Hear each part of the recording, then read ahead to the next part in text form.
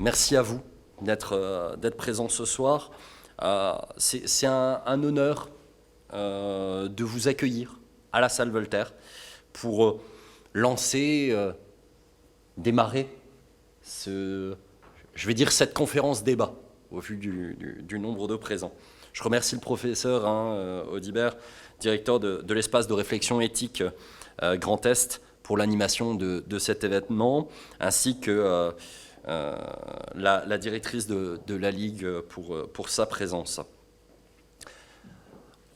Anticiper les dernières volontés, un débat nécessaire, car cette question n'est pas encore très ou pas assez abordée en France.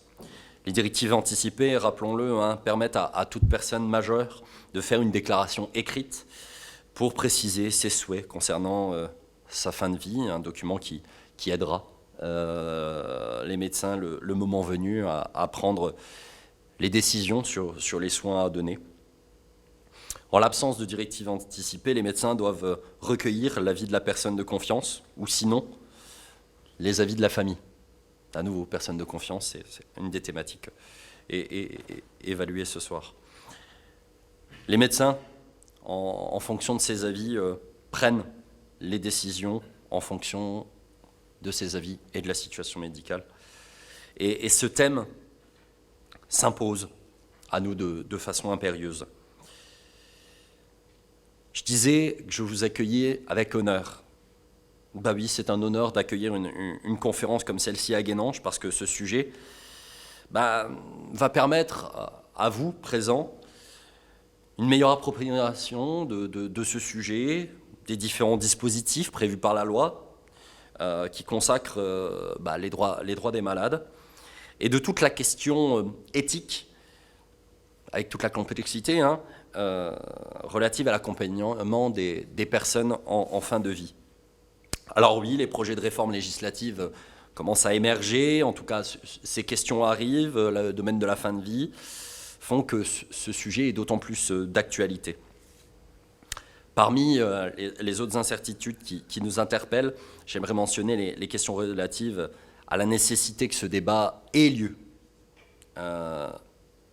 justement au vu de la complexité et de la notion forcément personnelle que chacun va y mettre, et de toute la nuance du coup qui est nécessaire. Et je terminerai là-dessus, il est nécessaire avant toute chose de garantir qu'un recours à une aide active à mourir ou d'aller plus loin, on va dire, dans tout accompagnement palliatif ne doit jamais relever ni d'un défaut de soins ni d'un déficit de connaissances.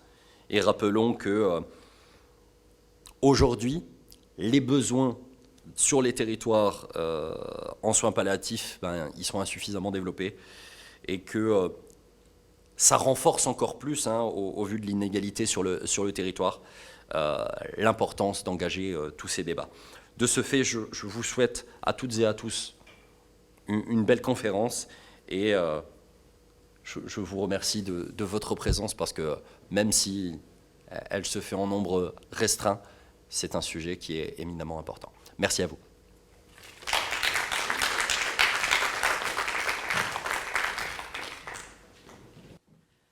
Bonjour à vous tous et toutes. Oui, je voulais juste dire que la Ligue contre le cancer, en tout cas, déjà je parle au nom de mon président du comité de Moselle et au nom de la Ligue contre le cancer. Le sujet est très important pour nous parce que nous défendons beaucoup les droits des malades.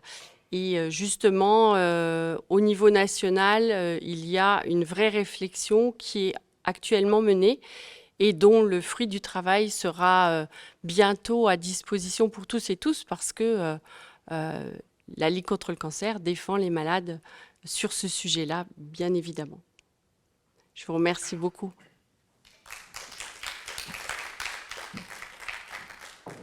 Je vais vous présenter l'EREJ, qui s'est associé en fait à cette manifestation. Donc l'EREJ, c'est l'espace régional d'éthique du Grand Est. Nous sommes constitués en 3 sites d'appui. Il y a un site d'appui lorrain, qui est basé sur Strasbourg. Alsacien, pardon, qui est sur Strasbourg. Le Lorrain, c'est nous, donc nous sommes basés sur Nancy. Et ensuite, le site Champardonnay est basé sur Reims. Donc, sur chacun de ces sites, on a en fait un directeur, une coordinatrice qui sont là pour mettre en œuvre en fait les différents projets en lien avec nos missions.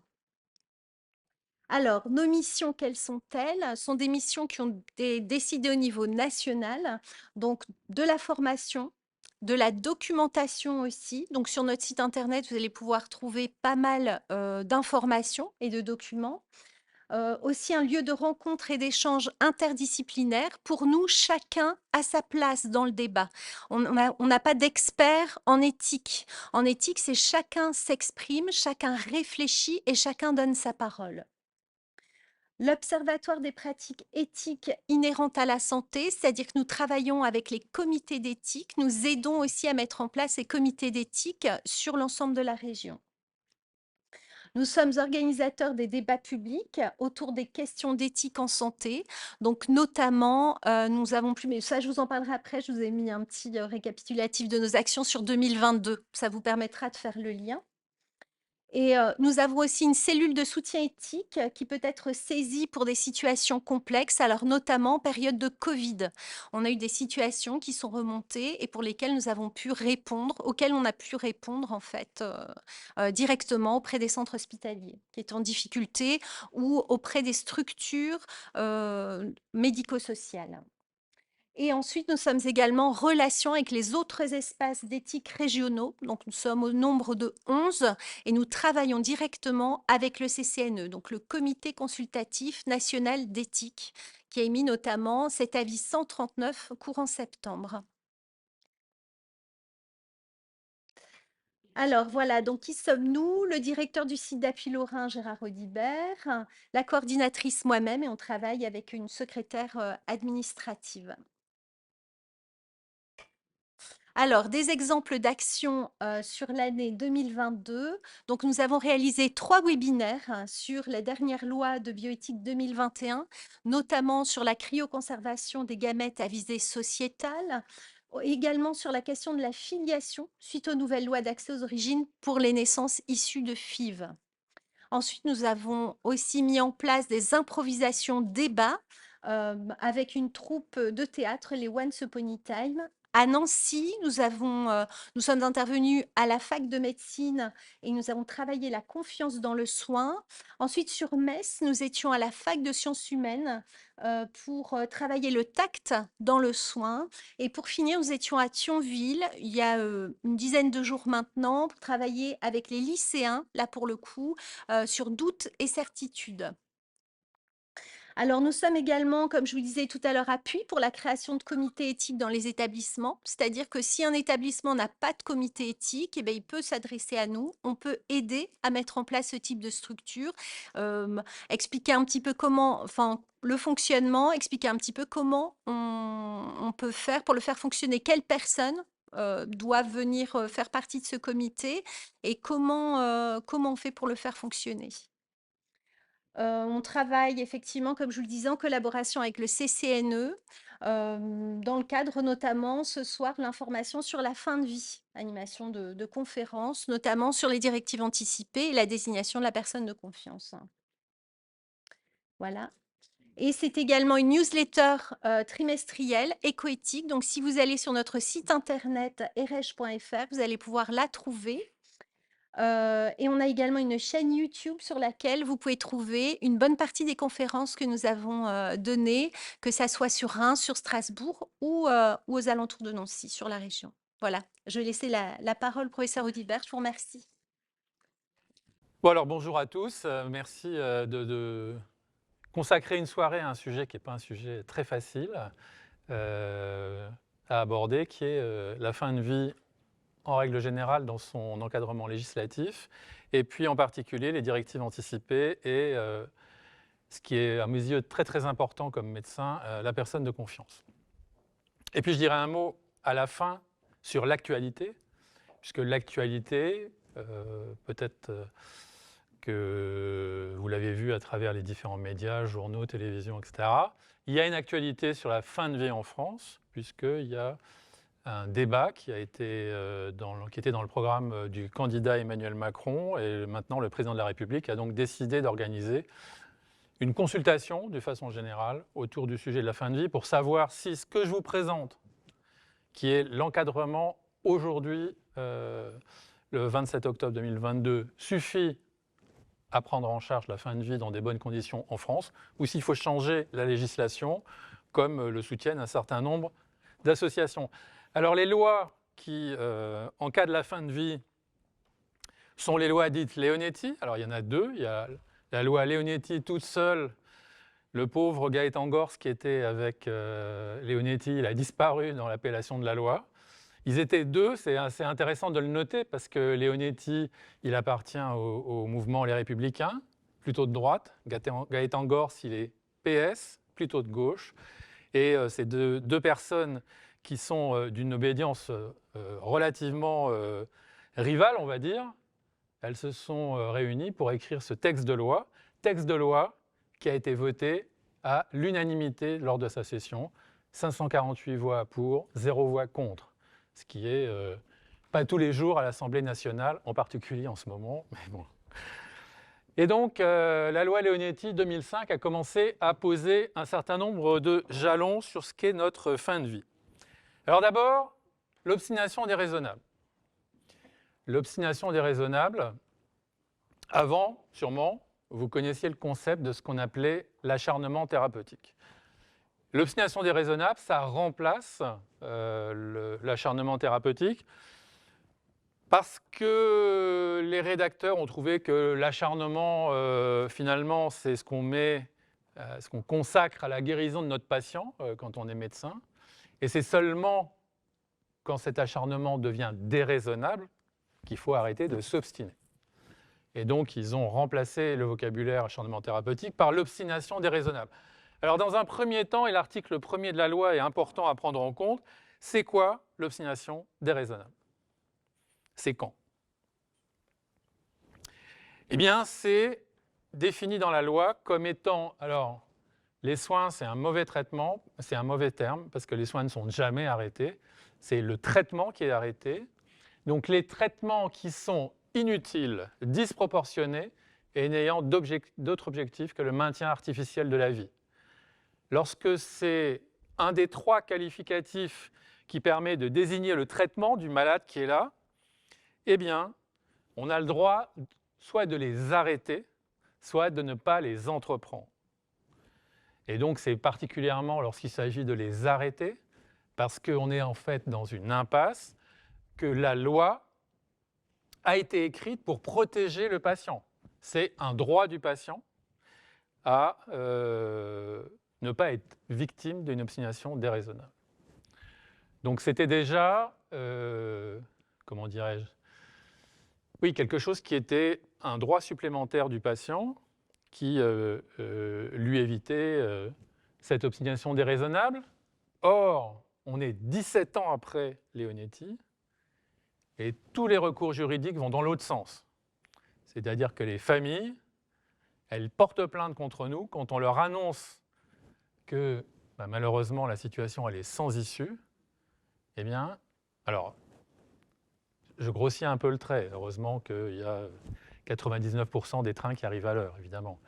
Mais il y a quand même quelques pourcents des trains qui n'arrivent pas à l'heure, et c'est en général ceux-là qui nous font suer et qu'on remarque. Et donc, ces 7%, ce pourcentage, ce faible pourcentage de conflits avec les familles, il est toujours dans le sens où on souhaite arrêter le traitement parce qu'il est inutile ou parce qu'il n'a d'autre objectif que le maintien artificiel de la vie. Le prototype de ce que vous connaissez, évidemment, c'est Vincent Lambert. Eh bien, on veut arrêter, la famille donc porte plainte pour qu'on n'arrête pas. Alors, dans la loi, jamais il y a le mot fin de vie. Donc, dans la loi, c'est précisé des patients qui sont en phase avancée ou terminale d'une infection grave et incurable. Parce que, vous n'avez peut-être pas fait attention à ça, mais par exemple, dans les multiples procédures judiciaires qu'il y a eu autour de Vincent Lambert, la famille a dit « ce n'est pas un malade, c'est un handicapé ». Et donc la loi Leonetti ne s'applique pas à lui parce que ça n'est pas un malade. Et ils ont fait un pourvoi à l'ONU sur, je ne sais plus comment s'appelle la juridiction, mais une juridiction de défense des handicapés. Bon, pourtant, on peut dire quand même qu'il est plus proche de ce qu'on appelle un malade qu'un handicapé.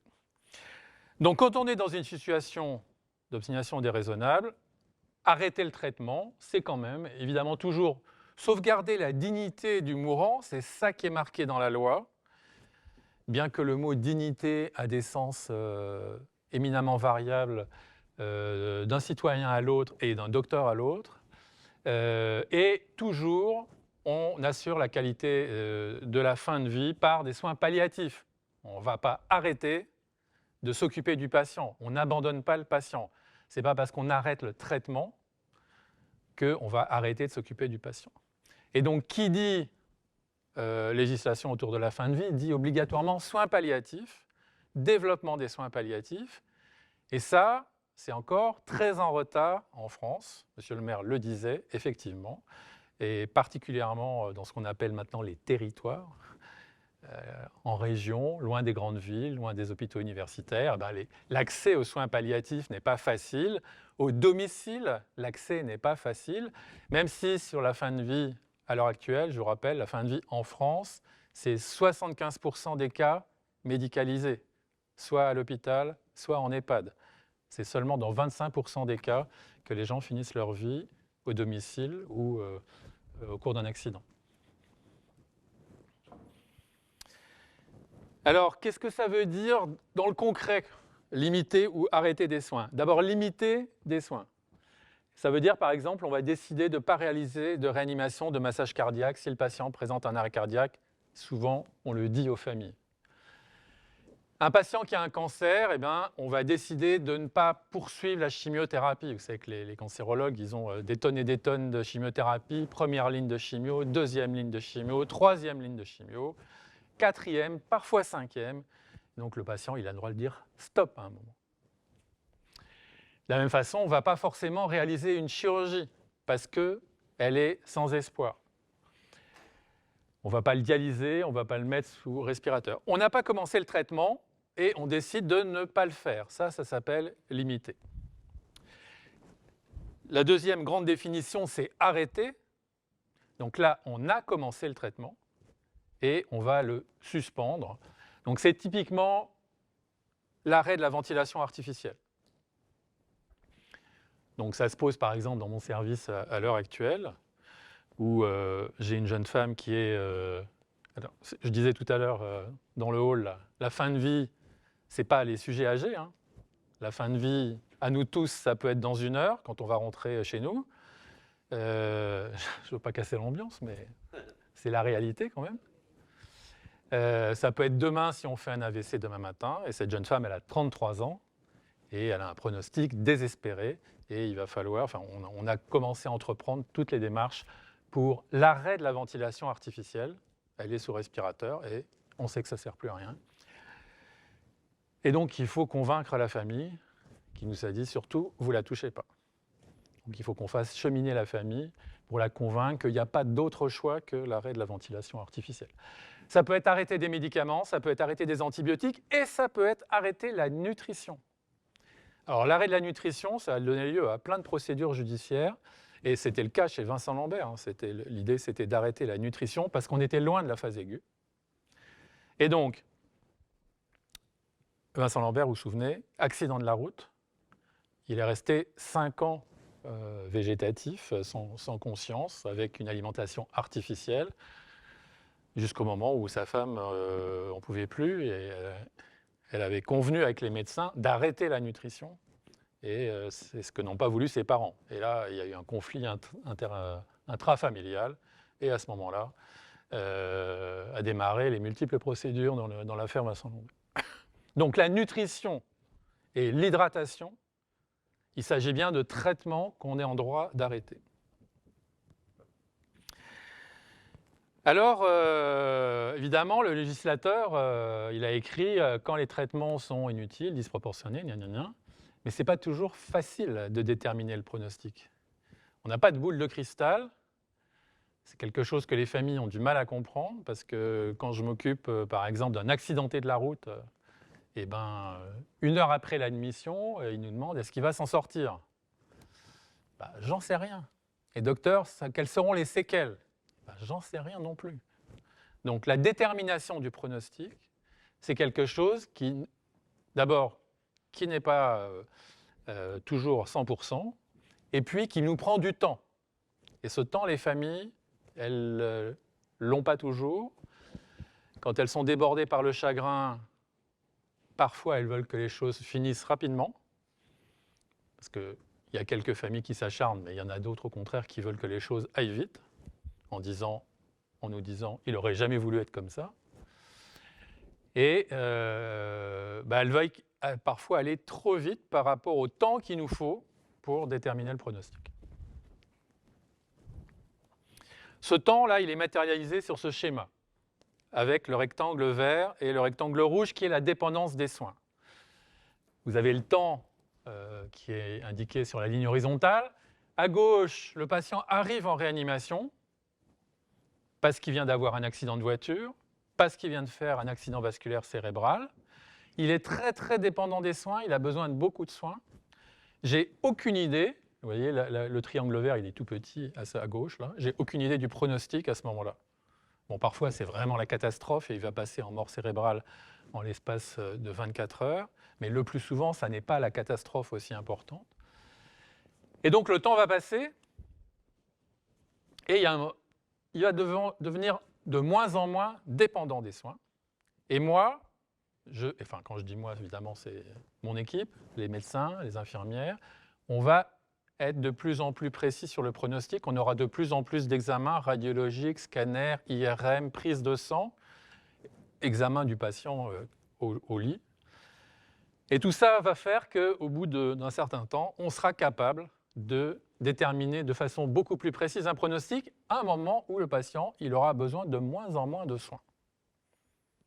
Et que éventuellement, si on arrête la réanimation, il va survivre sans nous parce qu'il est autonome.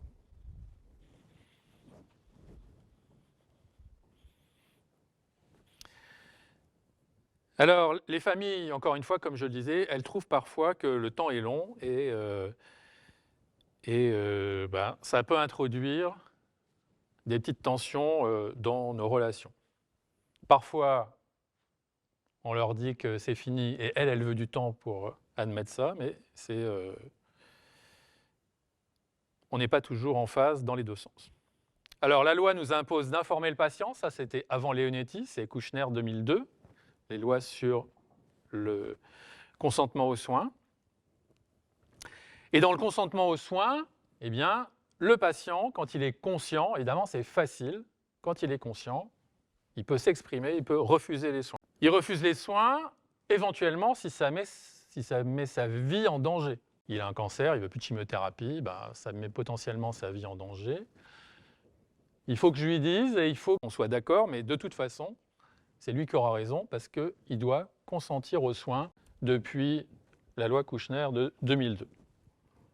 Si vraiment ça ne va pas, j'appelle un autre médecin pour essayer de le raisonner. Je vais lui réexpliquer, il va réitérer sa demande, et puis s'il ne veut pas, il ne veut pas. Alors, qu'est-ce que vous en pensez? Il faut toujours que le docteur suive le consentement du patient? Parce que là, en cette fin de l'année 2022, on nous serine autonomie du patient, avec un A majuscule. Donc, est-ce qu'on respecte toujours l'autonomie du patient? Premier cas, les témoins de Jéhovah. Les témoins de Jéhovah, ils refusent la transfusion sanguine. Mais ils ne refusent pas de se faire opérer. Et alors, de temps en temps, quand on se fait opérer, on saigne et on est transfusé. Alors, il y a des fois où on peut éviter, mais, par exemple, ils acceptent la greffe d'organes. Donc, dans une greffe d'organes, le rein, ça va encore, mais foie-cœur, pas de transfusion, c'est compliqué. Donc, quand ils sont conscients, ils peuvent refuser la transfusion.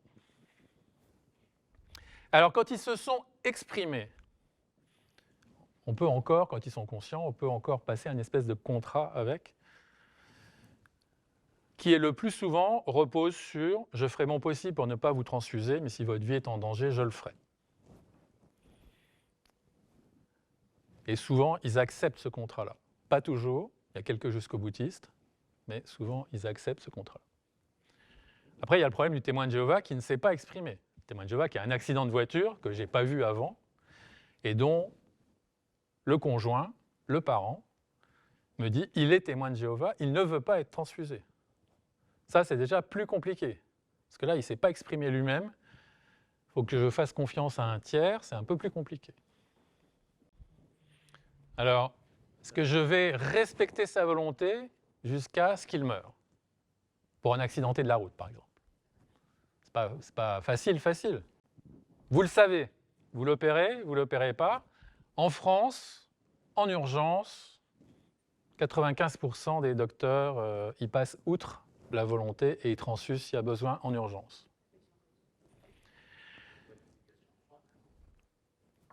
Alors c'est ça, il y a l'omission de porter secours à laquelle se heurte le respect de l'autonomie du patient. Ça s'appelle des injonctions contradictoires. Si vous faites 500 km au nord, en Hollande, 100% de respect de l'autonomie du patient. Vous ne voulez pas être transfusé, pas de problème, vous mourrez sur place. Ils ont des séries hallucinantes de patients avec hémorragie qu'ils ont laissé saigner, des gens jeunes, des accidentés, pour lesquels une simple transfusion aurait pu sauver le patient. Un accouchement, ça peut très rapidement donner une hémorragie importante. Et il suffit de transfuser 4 poches et ça va. Vous ne transfusez pas les 4 poches et l'accouchée, elle meurt. Donc l'autonomie, ce n'est pas toujours facile à respecter. Donc en France, en 2022, si vous sautez par la fenêtre, le SAMU va être appelé, il va vous prendre en charge et on va s'occuper de vous. Pourtant, c'est manifestement contre votre volonté. On va prendre un exemple, comme vous êtes comme moi dans la salle, vous n'êtes pas jeune, donc vous connaissez Mike Brandt. Donc, je vous rappelle qu'il s'est défenestré 2 fois de suite. La première fois, il a été réanimé, il s'en est sorti, et il a ressauté, et la deuxième fois, il ne s'est pas raté. Donc, il n'y a pas de discussion sur la volonté du suicidant. Et pourtant, tout le monde trouve normal que le SAMU ramasse les personnes qui sautent par la fenêtre. Donc, l'autonomie et le respect de la volonté du patient, il ne faudrait pas croire que c'est un truc aussi blanc et noir qu'on veut bien nous le faire croire. Alors, le pire, évidemment, c'est quand vous n'êtes pas capable d'exprimer votre volonté. Vous arrivez dans mon service parce que vous avez fait un AVC, vous êtes dans le coma, ou alors vous êtes victime d'un accident de voiture, vous traversez, vous ne demandez rien à personne, et vous faites renverser par un chauffard, là, vous n'êtes pas exprimé votre volonté. Et je ne connais pas votre volonté. Et donc, c'est là que rentrent en œuvre les dispositions de la loi Leonetti de 2005, puis de celle de 2016, qui a complété les directives anticipées. Donc, quand le patient ne peut pas s'exprimer, la loi de 2005 a créé le principe des directives anticipées. J'y reviendrai un peu plus tard parce que la loi de 2016 les a beaucoup changées. Donc, on le fera à partir de la loi de 2016. Et elle a créé également, elle n'a pas tout à fait créé, mais elle a mis au premier plan la personne de confiance. Et donc, cette personne de confiance, je vais solliciter son avis. Donc là, je peux vous dire que je ne suis pas accablé par le nombre de patients qui a une personne de confiance, ni des directives anticipées d'ailleurs. Et donc, en général, quand vous arrivez en réanimation et que vous n'étiez pas particulièrement malade avant, ou pas avec une maladie grave, eh bien, vous n'avez en 2022 ni directive anticipée, ni personne de confiance. Après, je vais prendre l'avis de la famille, mais je vais vous expliquer que l'avis de la famille, ce n'est pas si facile que ça. Ou l'avis des proches. Moi, je vais demander à l'ensemble de l'équipe soignante ce qu'elle en pense, les infirmières qui s'occupent du patient. Et puis, on va initier, si on veut arrêter les soins, une procédure collégiale. Ça veut dire que je vais appeler un médecin d'un autre service pour lui expliquer la situation et pour savoir s'il est d'accord avec l'arrêt des soins. Rien que ça, ce n'est pas si facile que ça. y compris moi qui ai la chance de travailler dans un CHU où on est beaucoup de médecins, c'est pas toujours facile de savoir, d'avoir un consultant extérieur. Et je vous dirai pourquoi sur la diapositive d'après. Et à la fin, il n'y a qu'un seul docteur qui décide d'arrêter les soins, c'est le médecin en charge du patient. C'est lui qui prend la décision. Tous les autres expriment un avis et c'est lui qui prend la décision. Les mots, au sens juridique du terme, ont une vraie signification. Tout ça doit être écrit et transparent. Alors la personne de confiance, qui c'est? La personne de confiance, c'est une personne majeure que vous avez désignée, qui peut être n'importe qui, hein, un parent, un proche, ça peut être le chauffeur de taxi, ça nous est arrivé il y a quelques mois, une personne qui était totalement isolée sur le plan social, et c'était le chauffeur du VSL qui était sa personne de confiance. Et cette personne de confiance, je la consulterai quand vous ne serez pas capable d'exprimer sa volonté. Alors, la personne de confiance, elle doit être désignée par écrit, d'accord ? Par un document que vous signez et qu'elle signe. Les deux parties acceptent la mission. Quand vous rentrez à l'hôpital, on vous explique qu'il faut faire ça et que ça serait bien. Parfois, mais c'est rarement le cas, mais parfois la personne de confiance, même si vous êtes conscient, elle peut assister à des entretiens d'orientation du traitement, d'arrêt thérapeutique, etc. Le plus souvent, on en a besoin quand vous n'êtes pas conscient. Tout à fait, la loi ne précise pas le nombre de personnes de confiance. Alors moi, je vous déconseille franchement de faire ça. Ou alors, vraiment, vous les hiérarchisez. Parce que, franchement, le nombre de familles où les gens ne sont pas d'accord, et si j'ai plusieurs personnes de confiance présentes, ça va être très compliqué. Donc, j'aimerais autant... À l'heure actuelle, j'en ai 0. Là. Si je pouvais en avoir 1, ça serait parfait, quoi.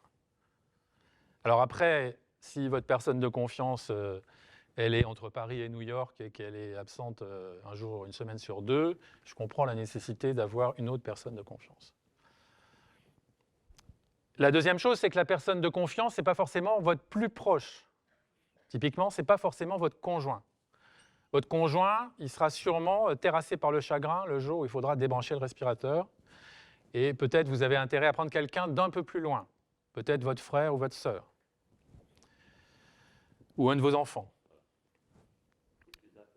Qui sera plus apte à prendre une décision difficile. Ça vous appartient. Vous les connaissez. En tout cas, il faut prendre quelqu'un qui vous connaît bien. Et il faut, j'insiste, que ce document soit contresigné par la personne de confiance.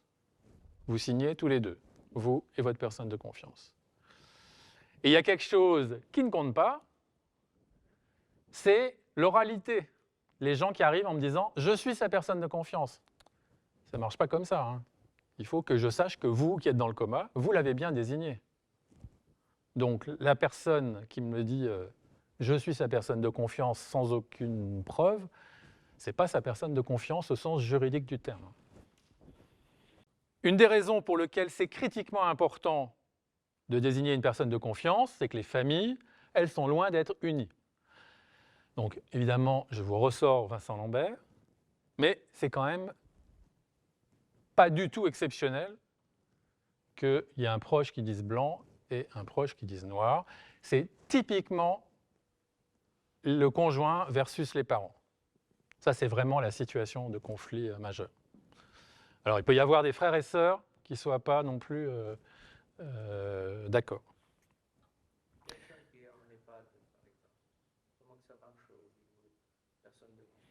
Alors, la première chose qu'ils vous demandent à l'entrée en EHPAD, et ça m'est arrivé à titre personnel, c'est de désigner une personne de confiance. La personne qui rentre doit désigner sa personne de confiance. Donc ça, c'est un petit souci parce que je vous rappelle que la moyenne d'âge d'entrée en EHPAD en France est 87 ans et qu'une des raisons pour lesquelles vous rentrez en EHPAD, c'est que vous avez une sérieuse altération de vos capacités cognitives, sinon on ne vous mettrait pas en EHPAD. Et donc, la personne qui rentre en EHPAD, elle n'est pas forcément capable de désigner sa personne de confiance. Ça, c'est un obstacle. Ah bah, il fallait le faire avant. Il fallait y penser avant. ben, on n'ose rien jusqu'au moment où on est dans le mur. Et donc, vaut mieux prendre ses dispositions avant d'être dans le mur, parce que dans le mur, c'est trop tard. Je vous ai dit, la personne, si ce n'est pas votre conjoint, c'est mieux que ce soit les frères et sœurs. Les enfants, ça introduit... Enfin, après, vos enfants, vous les connaissez. Et donc, vous êtes capable d'anticiper. Enfin, je vous mets en garde, parce que j'ai une petite expérience personnelle, indépendamment du fait que je sois à l'EREJ. Vos enfants, vous les connaissez. Mais les pièces rapportées, un petit peu moins bien. Et elles peuvent retourner la tête de votre enfant. Donc, vous avez raison.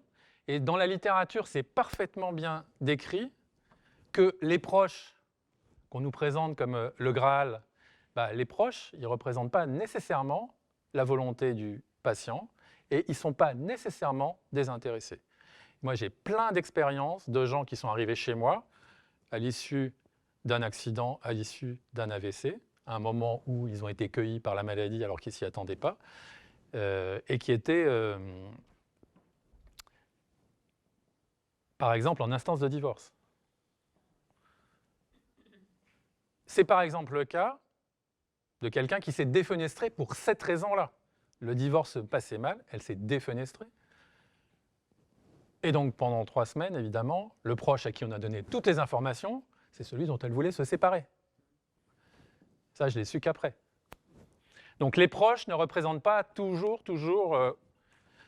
forcément l'intérêt du patient. C'est pour ça qu'il faut le désigner. Franchement, si ce soir, dimanche au plus tard, vous avez désigné par écrit votre personne de confiance, on n'aura pas perdu notre temps. Parce que vous allez voir que les directives anticipées, c'est moins facile.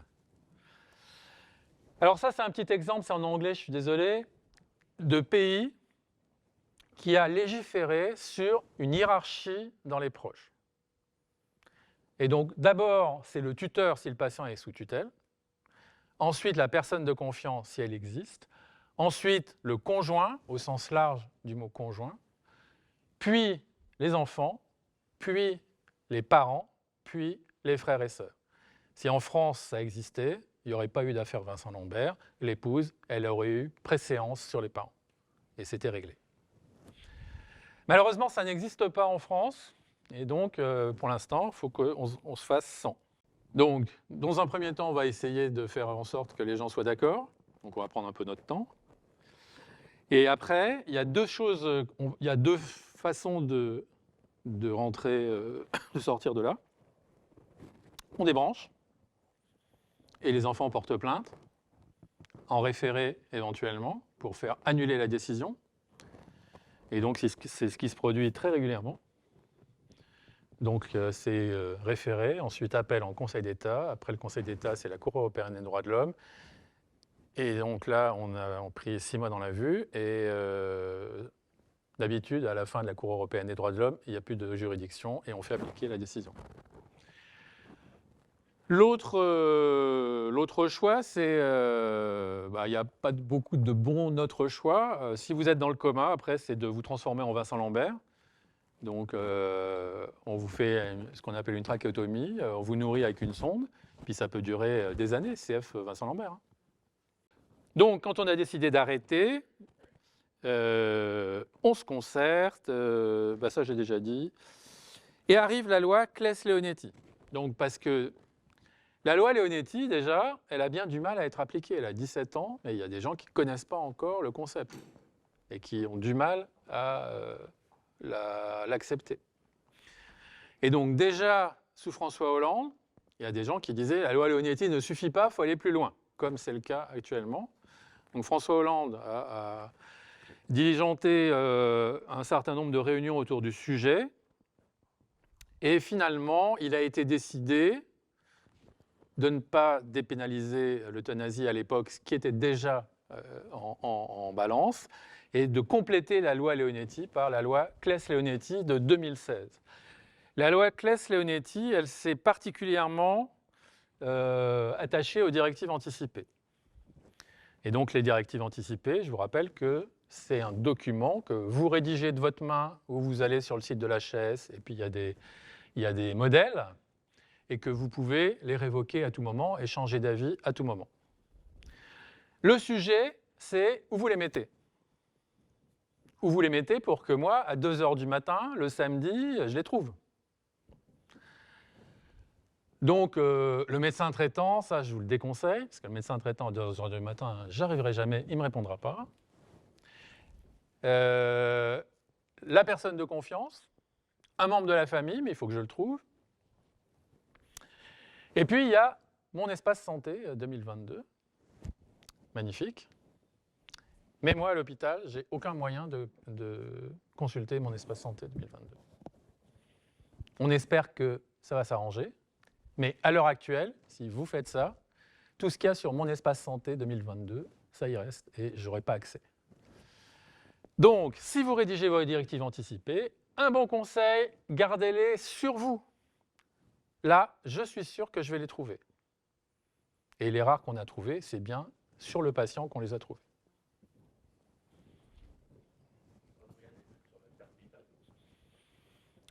Non, si vous les mettez sur un truc numérique, il faut les mettre sur mon espace santé 2022. On peut espérer que d'ici quelques mois, années, on arrive à les lire à l'hôpital.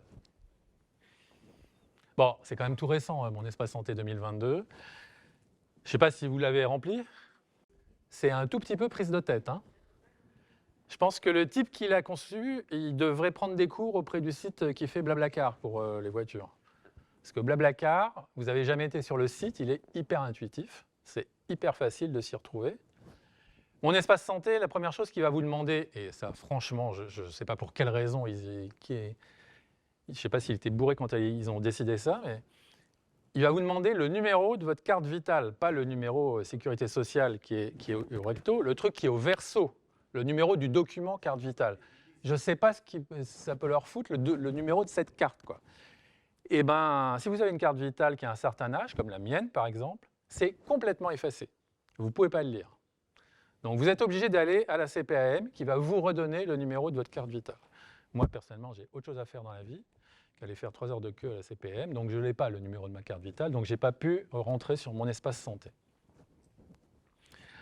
Donc c'est sûrement une bonne idée, les documents numériques, mais pour l'instant, ça ne marche pas. Alors, ce qui se passe, c'est une question qu'on nous a posée à Saint-Dié il y a quelques jours. Ce qui se passe là, c'est que vous allez rentrer à l'hôpital, ils vont vous dire « désignez-moi votre personne de confiance ». Et donc, vous allez la désigner, ça va rentrer dans le dossier, dans votre dossier, qui est maintenant un dossier informatisé dans tous les hôpitaux de France et de Navarre. Mais il y a 0 transmission.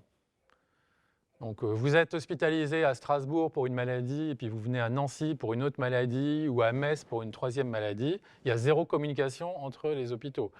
Donc, si vous avez donné votre personne de confiance à Metz, par exemple, parce que vous étiez conscient, et que vous arrivez à Nancy parce que vous ne l'êtes plus, ben moi, je n'ai pas de transmission de ce document. Depuis 2016, les directives anticipées, elles s'imposent aux médecins. Elles s'imposent aux médecins, sauf, parce qu'il y a quand même un sauf. Elle s'impose aux médecins, sauf si vous êtes en situation d'urgence vitale.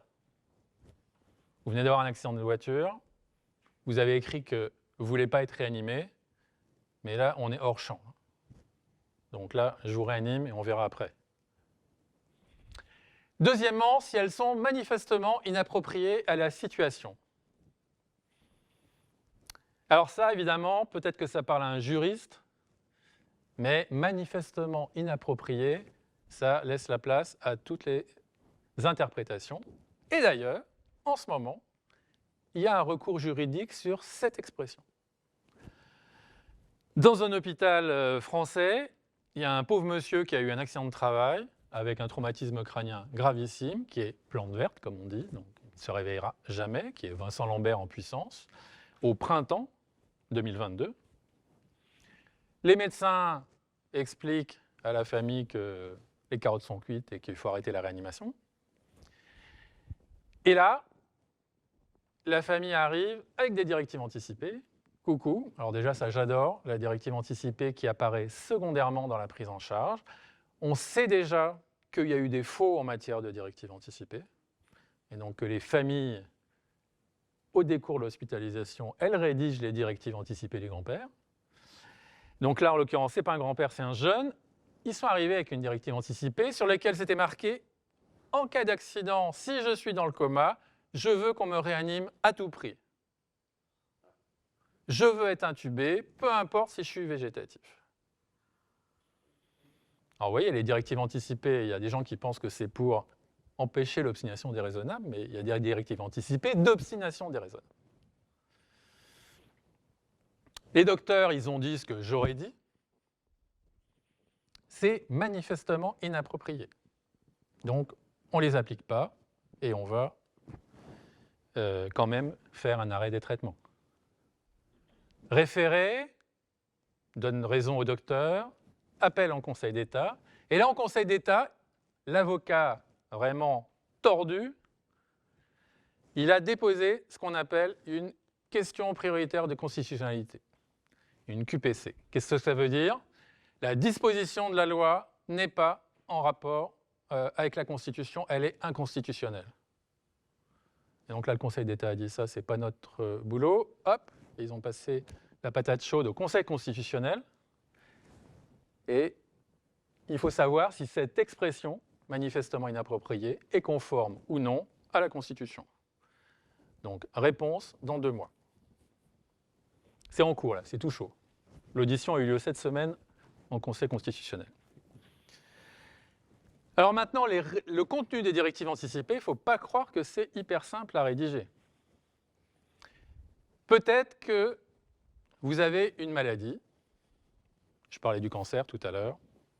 Vous avez été opéré, vous avez eu des rayons, vous avez une chimio, vous rechutez, vous avez une autre chimio. Si vous dites « j'en ai marre », je comprends bien que votre volonté, elle est franchement éclairée, que vous avez bien compris les tenants et les aboutissants, et ça me paraît tout à fait correct. En revanche, vous êtes en bonne santé, et vous m'écrivez, ce que je vois parfois, « je ne veux pas être plante verte, je ne veux pas être intubé », situation que vous ne connaissez pas particulièrement. Ça, c'est un peu moins clair comme volonté. C'est un peu moins clair parce que on ne réagit pas quand on est malade comme quand on est en bonne santé. Si je vous dis, là, tranquillement assis dans un fauteuil de salle de cinéma, est-ce que vous accepteriez de vivre tétraplégique, c'est-à-dire paralysé des 4 membres? Tout le monde va me dire non. D'accord? Pourtant, tous les gens qui sont dans cette situation, 99%, tout le monde me dit ça le lendemain de l'admission dans le service, mais 99% des gens, au bout d'1 mois, 1 mois et demi, ils sont adaptés à la situation et à leur handicap. Donc, moi, je ne suis pas pressé d'avoir une loi qui m'oblige à euthanasier le patient qui va me le réclamer à J1, quoi. Et donc, le disability paradox, que j'ai noté sur cette diapo, c'est ça. C'est que quand je suis en bonne santé, il y a plein de situations que je trouve horribles et que je ne veux pas vivre, donc je vais le marquer sur mes directives anticipées. Mais quand je suis malade, quand j'ai cette maladie, quand je suis paralysé, ma vision de la vie, elle est un peu différente. Et je vais finir par tolérer le handicap, le supporter, et ça ne sera plus du tout pareil. Alors l'HAS, si vous allez sur le site de l'HAS, vous avez les 2 formulaires, là. Et donc, ils ont bien prévu ça. En haut à gauche, je suis une personne ayant une maladie grave ou en fin de vie. En haut à droite, je suis une personne n'ayant pas de maladie grave. Et donc, la rédaction des directives anticipées, on a le contexte avec ça. Après, je ne vois pas beaucoup de directives anticipées et je n'ai jamais vu ce formulaire. 0 pour l'instant. Depuis 2016, personne n'a utilisé ce formulaire. Les rares directives anticipées que j'ai vues, les gens les ont rédigées manuscrits sur du papier qu'ils ont. Je vous rappelle que vous devez mettre votre nom, votre prénom, votre date de naissance et la date à laquelle vous rédigez les directives anticipées, sinon elles ne sont pas valides. Et j'attire votre attention sur ça. C'est que vous avez le droit de changer d'avis, y compris quand vous avez rédigé vos directives anticipées. Un petit exemple. Vaut mieux qu'un long discours. Ça, c'était dans la presse en 2020. Un patient de Dijon, qui s'appelle Alain Koch, a une maladie grave pour laquelle il souhaite mourir dans la dignité, comme disent les gens, comme si, à l'heure actuelle, on n'assurait pas la dignité, mais peu importe. Donc, il réclame le droit à mourir. c'est dans la presse, il écrit au président de la République. Et puis, un petit peu après, finalement, il a réfléchi et il a décidé de ne pas mourir et de continuer son combat. Il y a quelque chose que vous ne voyez pas sur la diapositive, donc je vous l'encadre. Ici, on est le mardi 25 août 2020 et ici, on est le 11 septembre 2020. Ça fait 16 jours. En 16 jours, il a complètement changé d'avis. Donc, je ne sais pas si vous avez fait attention, au printemps 2022, il y a une proposition de loi sur l'euthanasie, la proposition de loi Falorni, qui n'a pas été retenue finalement. Mais dans cette proposition de loi, il stipulait que les médecins devaient répondre en 2 jours et réaliser l'euthanasie 2 jours plus tard. Donc ça paraît complètement délirant. Et lui, s'il avait été dans ce cas-là, il serait mort à l'heure actuelle, alors qu'il a changé d'avis au 16e jour.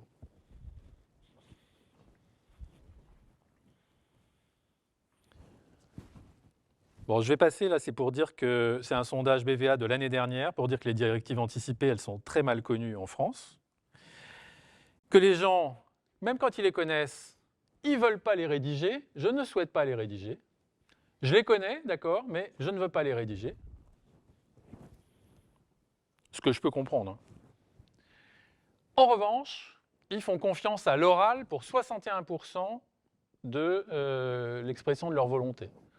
Donc là, l'oral, ça doit au moins s'accompagner de la désignation écrite de la personne de confiance. Que je puisse faire confiance à la personne qui me rapporte vos volontés. Que je sois sûr que ce ne soit pas pour l'héritage, par exemple.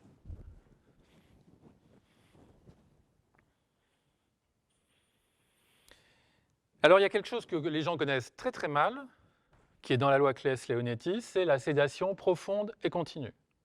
Vous êtes fondé en étant conscient à demander une sédation profonde et continue.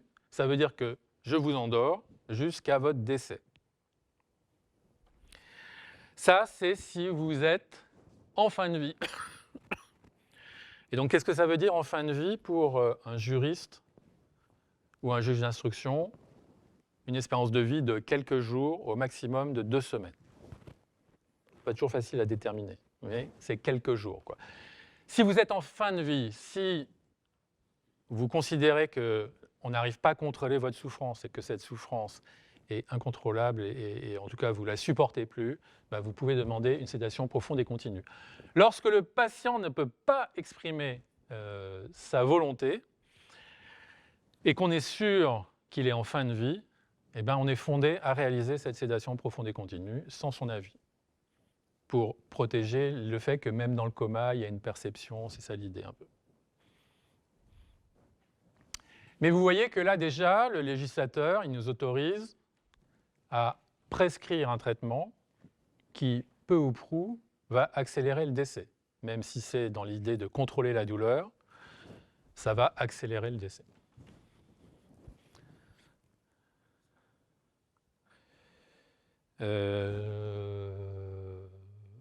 Donc, la loi précise que cette sédation profonde et continue, elle est là pour abréger la souffrance du patient, même si les traitements peuvent avoir comme effet d'abréger la vie aussi.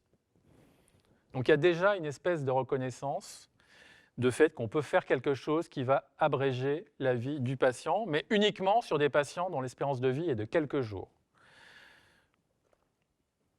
Et enfin, dans la loi Claes-Leonetti, c'est stipulé noir sur blanc que la nutrition et l'hydratation, ce sont des traitements. Parce qu'il y a des gens qui disaient ce n'est pas un traitement, c'est un droit inaliénable. C'est dans la Convention des droits de l'homme que la nourriture et la boisson, non. C'est des traitements. Et donc, comme c'est des traitements, on peut les arrêter. Et tous les délires sur c'est horrible, ça va induire des souffrances, machin, c'est pas vrai. Il y a toute la connaissance sur les grèves de la faim pour dire qu'il n'y a pas du tout de souffrance liée à cet arrêt des traitements et d'hydratation. Alors, comme on va beaucoup en parler en cette fin 2022, début de 2023, je voulais revenir sur ce que ça voulait dire l'aide active à mourir, qu'on se comprenne bien. Si j'arrête un respirateur, ça ne rentre pas du tout dans l'aide active à mourir. Que les choses soient claires, pour l'instant, la loi Leonetti n'autorise pas une aide active à mourir. L'aide active à mourir, ça représente deux notions qui sont, l'euthanasie. Donc, c'est quoi l'euthanasie? C'est une personne qui est consciente déjà. Pour les patients dans le coma, pour les Vincent Lambert, tout ça, il n'y a pas d'euthanasie possible, ils ne demandent rien. Donc l'euthanasie, elle est demandée par le patient. Le patient, donc, il doit être conscient, il doit être lucide, et comme il souffre, comme il est proche de la fin de sa vie, eh bien, on va lui injecter une substance létale. Donc quelque chose qui va provoquer sa mort. Cet acte, il est pratiqué par un tiers, d'accord? Un tiers qui est un soignant en général. Ça veut dire quoi? Ça veut dire que le tiers, il faut lui demander son avis quand même. Et donc, en particulier, les soignants qui vont faire ça, ils doivent être d'accord avec ça. Deuxième chose, assez différente, le suicide médicalement assisté. Le suicide médicalement assisté, c'est donner à une personne les moyens de se suicider dans des conditions satisfaisantes. C'est ce que fait la Suisse. Donc ça, c'est pratiqué par le patient lui-même. Donc là, il n'y a pas de tiers. Et d'ailleurs, comme c'est le cas en Suisse, ce n'est pas nécessairement dans un établissement de soins. Ça peut être dans des locaux complètement séparés, ça peut être chez le patient lui-même. Alors, il y a quand même un bémol. Il y a quand même un bémol, c'est que la sédation profonde et continue dans la loi, c'est destiné aux personnes en fin de vie. Or, l'euthanasie en Belgique, ce n'est pas des personnes en fin de vie. C'est des personnes qui ont une souffrance réfractaire. Alors, je ne sais pas si vous avez fait attention, il y a 2 semaines, en Belgique, il y a une jeune femme de 23 ans qui s'est fait euthanasier. C'est une survivante des attentats de Paris. Elle a un stress post-traumatique monstrueux depuis 2015. Elle a été prise en charge par plein de psychiatres, elle a été hospitalisée en psy, elle n'arrive pas à se sortir des cauchemars récurrents, de la dépression, etc. Elle a eu plein de traitements antidépresseurs jusqu'au moment où, en 2022, 7 ans après, elle décide qu'elle n'en peut plus et elle a été euthanasiée. Elle n'était pas près de mourir, hein. Elle avait 23 ans, elle avait 0 maladie somatique. Et donc la loi française à l'heure actuelle, il n'est pas question de faire une sédation à quelqu'un qui n'a même pas une altération, même pas une maladie qui risque de mourir. Donc ça, par exemple, ça pourrait être une modification assez facile de la loi et dire qu'au lieu du décès à court terme, ça peut aussi s'appliquer pour les décès à moyen terme. Et l'acceptation internationale du moyen terme, c'est 6 à 12 mois. Ça ouvrirait peut-être le champ des possibles. L'autre champ des possibles, qui est défendu par un certain nombre de mes collègues, et pour lequel je dois dire que je suis assez d'accord, c'est d'autoriser le suicide médicalement assisté en France, parce que, justement, il n'y a pas de tiers et qu'il n'y a pas besoin ni de docteur ni d'infirmière. Ça résoudrait le problème de la clause de conscience, puisque de toute façon, dans l'euthanasie, tout le monde a admis qu'il fallait une clause de conscience, mais personne n'a répondu au fait que s'il y a 95% des médecins qui invoquent la clause de conscience, comment on fait pour mettre en œuvre la loi? Il ne suffit pas de légiférer, si on fait la loi contre les soignants, c'est ce qu'ont fait les Espagnols, eh bien, ils sont dans une situation de blocage. C'est-à-dire que les politiques sont passés en force, les médecins étaient archi contre, la loi elle est votée depuis 2021, elle n'est pas du tout appliquée parce que personne ne l'applique. Donc il vaut mieux avoir un avis un peu plus... Il faut faire cheminer les choses pour trouver un accord entre toutes les parties prenantes. Et donc voilà, depuis l'avis 139 du CCNE, qui s'appelle « Autonomie et solidarité ». Pourquoi autonomie? Donc, l'autonomie, c'est ce qui est revendiqué par tous les défenseurs de l'euthanasie. Je veux faire ce que je veux de mon corps, je veux mourir comme je l'entends, je suis autonome. Et donc ça, il y a beaucoup à dire sur « je suis autonome », parce qu'en fait, votre autonomie, elle est beaucoup influencée par votre entourage et par la société. Et les philosophes disent qu'il n'y a pas d'autonomie, que c'est une hétéronomie. Votre propre décision, vous ne la prenez pas en fait tout seul comme ça, hors sol, vous la prenez sous forme de plein d'influences. Et il y a plein de gens qui vont se sentir de trop. Des gens vulnérables, des gens isolés, des gens qui vont se dire, bah, puisque c'est ça, autant en finir. Et donc c'est ça la solidarité. La solidarité, c'est respecter les gens vulnérables, ne pas leur donner un moyen d'accroître leur vulnérabilité. C'est ça le sens de l'avis du centre du CCNE qui dit quand même que la loi Leonetti ne résout pas tout, à l'heure actuelle, en tout cas dans sa rédaction, et que comme elle ne résout pas tout, eh bien, ce n'est pas impossible qu'on soit obligé de modifier cette loi. Pour savoir s'il faut le faire, il y a tout cet attirail de consultation. Premièrement, vous avez peut-être entendu parler de la Convention citoyenne, 150 personnes qui ont été tirées au sort et qui vont se réunir pendant plusieurs mois pour décider qui représente la société française. Elles vont répondre à la question, la loi française sur la fin de vie doit-elle être modifiée? Ensuite, il y a nous, les espaces de réflexion éthique régionaux. Bah, c'est ce qu'on fait, voilà. On prend notre bâton de pèlerin, puis on va un peu partout dans la région, essayer de planter le débat pour expliquer aux gens ce qui est quoi, ce qu'est la loi à l'heure actuelle, comment on pourrait la changer, c'est quoi l'euthanasie, c'est quoi le suicide médicament assisté. Et puis, on fera remonter au CCNE le résultat de ces réunions, qui ne sont pas des débats à proprement parler, qui sont surtout des réunions d'information, pour que tout le monde sache de quoi on parle. Et le troisième volet, c'est les sociétés savantes, c'est-à-dire les sociétés de docteurs qui s'occupent de patients en fin de vie. Donc nous, les anesthésistes réanimateurs, les cancérologues, les spécialistes des soins palliatifs, enfin, les différentes sociétés savantes qui vont être convoquées, ça commence la semaine prochaine, par la ministre. Donc ce n'est pas François Braun qui est à la manœuvre, c'est son adjoint, Agnès Firmin-Lebaudot. Donc ça, c'est un petit problème parce qu'elle dit haut et fort qu'elle est favorable à l'euthanasie. Donc la neutralité de la consultation, j'ai quelques doutes là. Mais les trois façons de faire vont aboutir à une synthèse en avril 2023. Enfin, c'est ça le plan. On verra s'ils tiennent les délais. Et derrière, le président de la République va décider si, oui ou non, il y a un projet de loi, si le gouvernement dépose un projet de loi. Et après, on verra, après le projet de loi, on verra ce que dit l'Assemblée, on verra ce que dit le Sénat, qui est à droite, qui est plutôt contre. On n'est pas encore sorti de l'auberge, hein. Mais voilà les différentes étapes qui nous sont proposées. Et ça sera ma dernière diapositive pour dire que dans ce texte qui est consacré qui pose la question de l'élargissement possible de la loi, et réitérer la nécessité de désigner une personne de confiance, donc faites-le avant dimanche soir, et de rédiger vos directives anticipées. Ça, c'est pas facile, ça, vous avez un peu plus de temps que dimanche soir. Voilà, la diapositive de conclusion, c'est ça. Je ne la relis pas, c'est une synthèse, c'est tout, chaque mot compte. C'est une synthèse de ce qu'on vient de se dire et je vous remercie.